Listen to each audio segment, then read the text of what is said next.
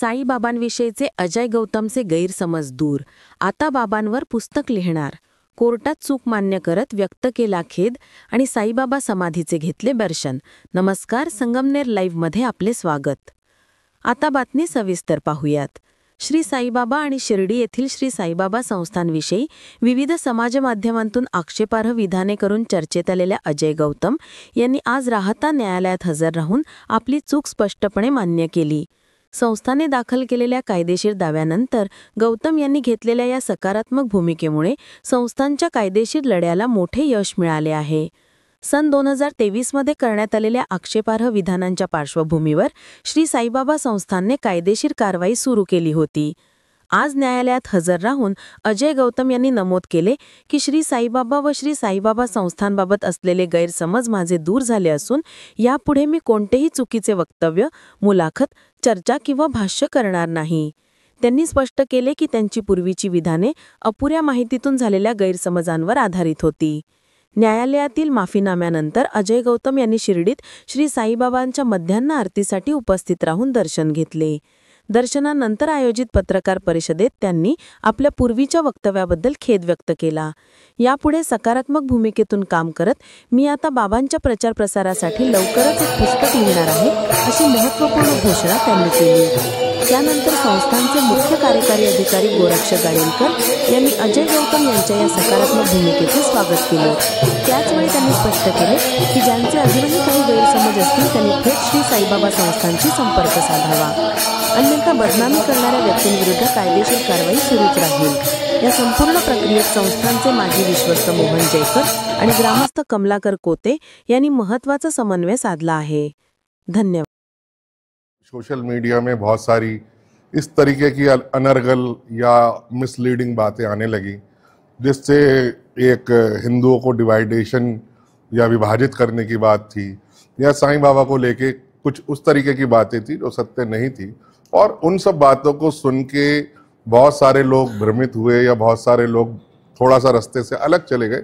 उनमें से एक मैं भी था. मैंने भी काफ़ी ऐसा जो सोशल मीडिया में कई बार प्रचारित और प्रसारित किया गया, पिक्चरें दिखाई गई, टेक्स्ट दिखाए गए या कई टीवी में डॉक्यूमेंट्रीज दिखाई गई, तो उनसे कई बार प्रभावित होकर मैंने भी साईं बाबा के विरुद्ध एक रास्ता अख्तियार किया और उनके खिलाफ कुछ ऐसे शब्द बोले जो साईं भक्तों की भावना को आहत किया, साईं भक्तों को ठेस पहुंची, जिसके लिए मुझे दिल से खेद है.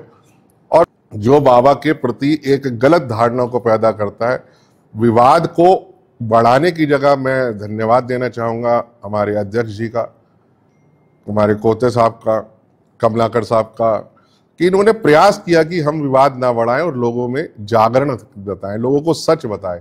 और उसी कड़ी के अंदर आज मैं यहाँ शिरडी आया. मैंने खुद बाबा की आरती को जब देखी तो जो हमारे कह लीजिए शुक्ल यजुर्वेद का पुरुष सूक्त है जयकर साहब, उससे आरती थी.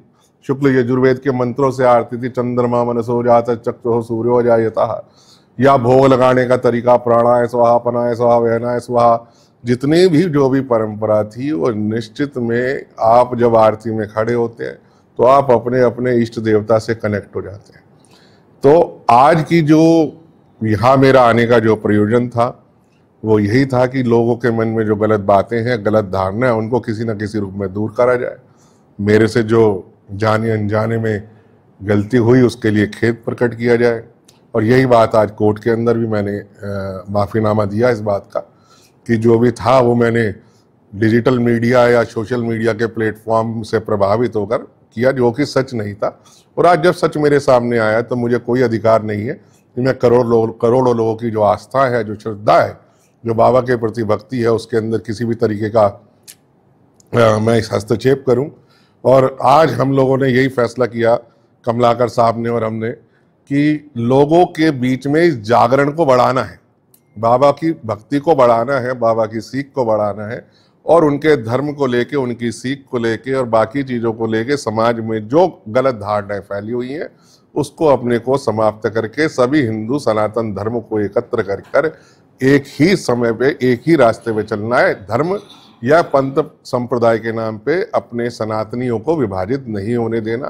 पहले ही अपने सनातन पे बहुत खतरा है और इस तरीके से विभाजित होते रहेंगे तो कहीं ना कहीं नुकसान हमारे धर्म का है, हमारे समाज का है। आरती है वो इतनी बढ़िया, इतनी मधुर, आपको अपने आप से जोड़ने वाली और आपको अपने इष्ट से जोड़ने वाली आरती है, जो निश्चित तौर पे, मुझे मराठी नहीं आती लेकिन मैं आरती के लिए मराठी सीखूंगा इस बात को लेके, ताकि मैं आरती पढ़ पाऊँ और आरती को सीख पाऊँ या याद कर पाऊँ।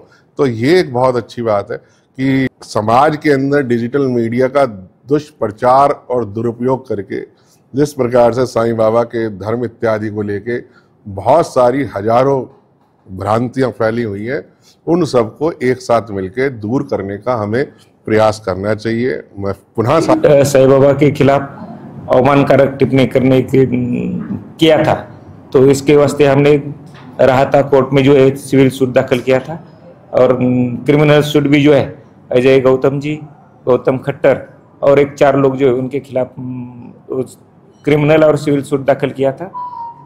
अजय गौतम जी इन्होंने जो है आज कोर्ट में जो है वो अपना माफीनामा दिया है, और जो भी मैंने बोला था वो सोशल मीडिया में जो आता है उसके आधार पर मैंने ये टिप्पणी की थी, लेकिन वो टिप्पणी जो है उन्होंने पीछे ली है और उनका माफीनामा जो है उन्होंने दिया है। अभी भी कई जगह जो सोशल मीडिया में ऐसी टिप्पणी आती है, तो हमने उनके खिलाफ जो है वो FIR जो है वो दाखिल करने शुरू कर दिया है, और उनके खिलाफ सिविल सूट और लीगल सूट, क्रिमिनल सूट भी वो हम दाखिल कर रहे हैं। जो भी बाबा के खिलाफ कोई भी अवमानकारक टिप्पणी करेगा, हम किसी को नहीं छोड़ेंगे, सबके खिलाफ जो है वो कानूनी कार्रवाई करेंगे।